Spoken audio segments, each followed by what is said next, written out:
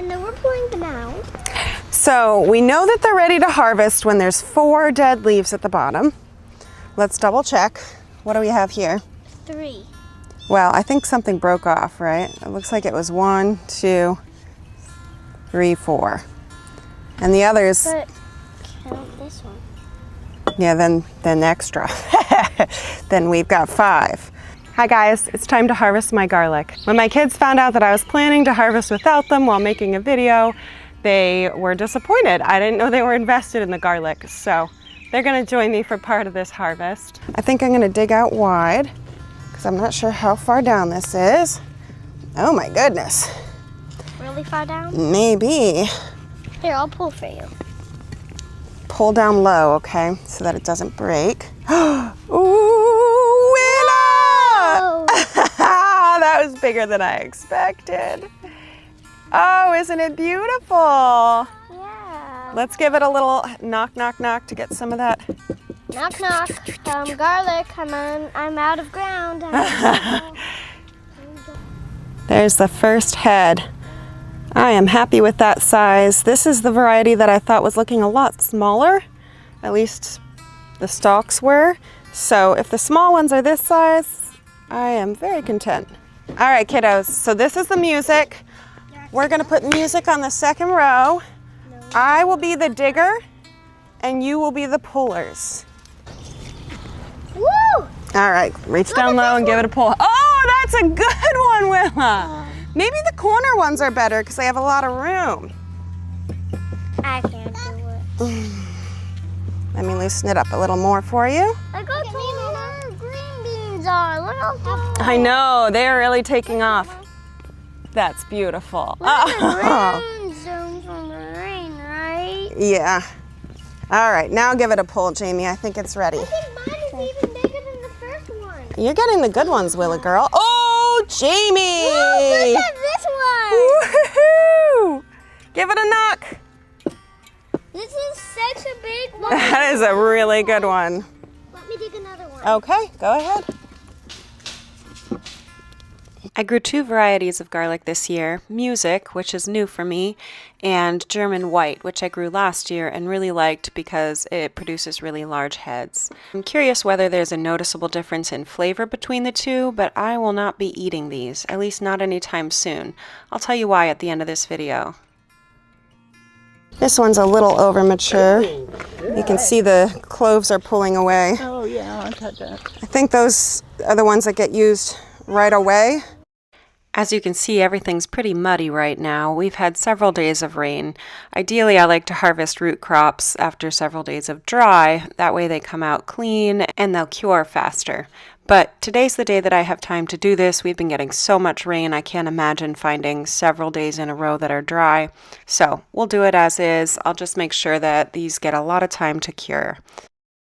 Well, this has never happened to me before. I gave this one a pull, and all that came off was this sort of shell. And when I dug underneath, I found this. It looks like it's rotted, I think. It does not smell good. And the inside of this doesn't look good. It's a kind of yellowy brown. It's been such a wet spring. I think maybe this one just rotted out. It got over wet. I hope there's not many more of this. It's the only one I've seen so far, and I'm about halfway, so I think I'll trash this one. I borrowed this cart from my local nursery. The owners tend to say yes to the odd favors that I ask because they're my parents. It's perfect for drying this garlic because, as you can see, it gets really good airflow, and I like that it's mobile. I bring it out sometimes on a warm, breezy day to help things cure, but then I'll roll it into the garage anytime I'm worried that it might rain. Oh my goodness! I think that's the biggest one yet. Wow. Here's the final result. The top rack is German White. There's 36 heads of German White and 24 heads of Music. So 60 heads in all. I think the biggest is this guy. If you want size, I think the German White is pretty great. It definitely runs larger. Last year I grew only German White, and all the German White that I grew this year came from the cloves that I saved from last year. It really does, I've said this before, but it feels like magic. to plant something that you grew before and then get more food from it. It's like I conjured it from nowhere. I didn't have to go to a store, I didn't buy anything. There's a several month supply of garlic. Actually, with both racks together, this will probably last us about 10 months. If last year is any indication, it might last for the year. Now that the garlic's done, moving on to the Red Acre cabbages. This color is so pretty. It's my first year growing this variety, and I've just loved watching it. It looks like every other head is good size. I've got small and big, small. Here's another, whoops. Here's another nice big one, and down on the end, another good sized one. I spaced them just 18 inches apart, so I'm guessing that was their response to being spaced so tightly. Maybe I'll give them 2 feet next time. I'm excited to have this with dinner tonight though. I'm gonna harvest all of these, and I might give one of the small ones to the chickens as a little treat.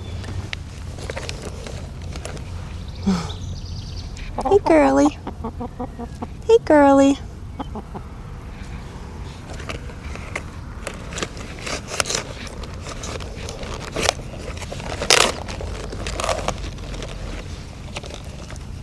Do you want this? Here. Do you want this? You may have that.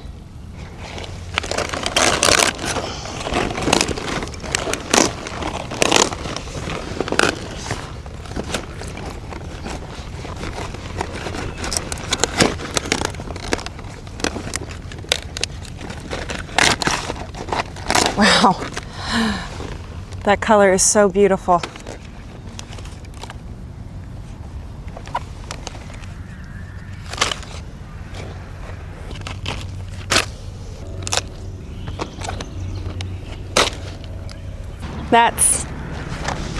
Let me see if I can show you. There we go. 6 heads of cabbage, 3 good sized heads and 3 really little heads. We just recently, a couple months ago, got a fridge that will live in our garage and is just for produce that stores decently well. I know that this can last for a good amount of time in the fridge, and I actually don't want to preserve all of it. We canned a bunch of sauerkraut last year, and I like it, but we have more still. So I'd like to eat this mostly fresh as coleslaw, or I often saute it with butter. So I'm so glad that we have that spare fridge. Let me show you, let's see. And this color is just so beautiful. I don't know the scientific names for whatever nutrients you get in this that's different from green cabbage, but I'm pretty sure it is different, and I really love it. The next stop is herbs. The big things for the day were the cabbage and the garlic, but we'll harvest a few herbs, and then I have a few more beets and celery ready to harvest, and that'll be it.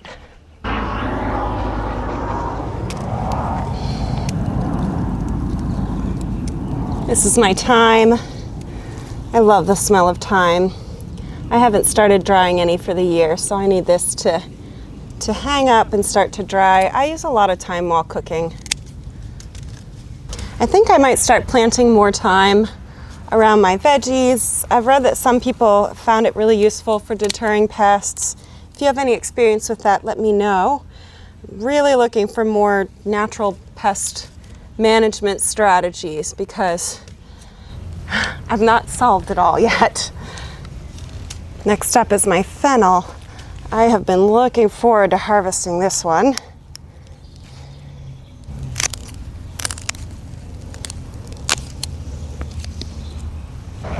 It's a good sized bulb. This is dragon fennel. It's my first time growing it. The first time that I ever roasted a whole chicken, I was following an Ina Garden recipe, and she called for putting fennel under the chicken while it cooks.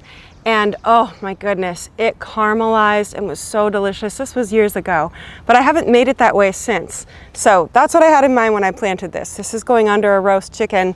I'll cut this up in strips, and I know it'll just absorb those good juices and it'll be really nice. I'm also gonna harvest a bit of holy basil. This is another one that's new for me. I've always grown basil, like Genovese basil, just for cooking and for pesto. But recently learned that holy basil has all kinds of health benefits and medicinal uses. So I thought I'd plant some. I didn't actually read about how to use it. If you have great recipes or advice, I think it's a dry out for teas and maybe make tinctures out of it kind of a thing. Last up for the herbs, I'm gonna harvest some lavender. I see the bees on it, so I don't want to take it all. I'll take half of it. This is the first year that I planted this. I did annual lavender last year and thought, why am I not growing a perennial? So I know that it can get much bigger with time. I can't wait to see this fill up this space. I think I might actually hang this little bouquet next to my bed to dry, and I can just fall asleep with that soothing smell. All right, last stop is the lower garden. Mostly there for, oh, hi Chicky. We're mostly there for beets and celery. We'll see what else we can find. I've got a few cucumbers to pick. I wish I had loads of cucumbers to pick, but my plants are getting sick, which I'm so sad about because I've been looking forward to making pickles. I might still get enough for pickles, and if I don't, I'll buy some and make pickles because that was too exciting to not do. I've got two kinds of cucumbers. This is the Boston pickling. It's got those characteristic prickles. And then this one's new for me. This is the Diana. It kind of reminded me of the snacking cucumbers that you see in some grocery stores now. So I thought it'd be fun to have something snack sized. But unfortunately, this plant is really not doing well. I might pull the Diana and just let the Boston pickling take over. Okay, time for beets. Let's see here. I haven't actually taken a good look at these in a little while. I just assumed there's got to be some more ready to harvest. Oh, there's a good golden. Oh, you can't see it. There we go. I think that golden is ready. I brought you along for harvesting a few of these 2 weeks ago, and I made a soup with them that was so good. Even my kids kind of liked it. So that one might have to happen again. Oh, this one's split. We've been getting a ton of rain. I'm sure that's what's responsible for that. I think the rest of it'll be good. I'll probably cut that part out. This one's kind of a funny shape. I find these goldens get more long than the bull's blood. I've got almost a dozen bull's blood beets in the fridge at this point, or at least I will once I add these to the rest that I have. And I know that I want to can some, but I think I'd like to also try turning some into beetroot powder. I've never done that before, but this past year there were a couple times where I thought it'd be nice to have some on hand as an alternative to red food dye. I remember my daughter wanting to make pink cookies for Valentine's Day, things like that. And I know I've seen people on TV use beetroot powder as a natural food dye. That's as much as I know about it, but I'm curious to learn more. If you've used any, let me know if you've liked it.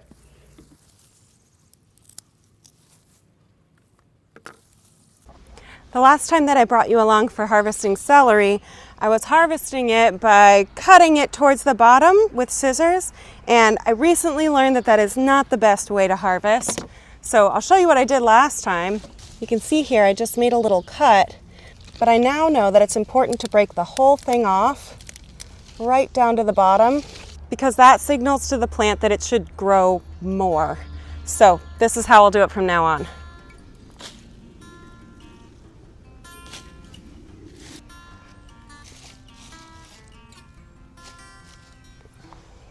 I think that's a wrap for today. Let me go grab the other veggies so I can put them all in one place and see what we've done today. Here's what the garden gave us today.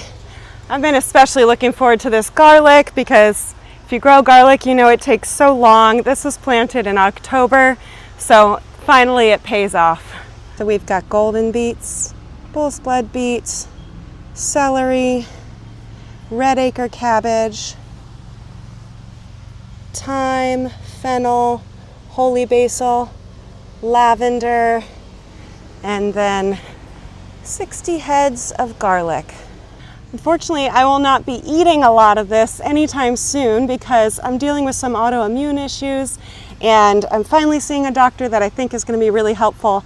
But I've been placed on an elimination diet, and so for the next 2 to 3 months, there's a lot of things I can't eat. And one of them is garlic. One of them is also beets. I also can't eat carrots. There's just a whole lot of things I'm growing right now.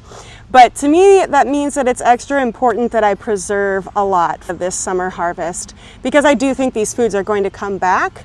So I'm going to be putting extra effort into things like turning those beets into soup and freezing it so that when beets come back into my diet, it's ready to go. I'll share a lot of that daily food preservation on Instagram. You can find me at Heritage Homestead.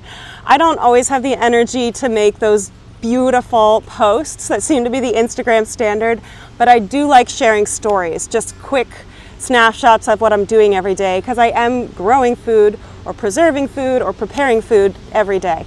So thanks for joining me today. I really do love sharing all of this with you, and I'll see you next week.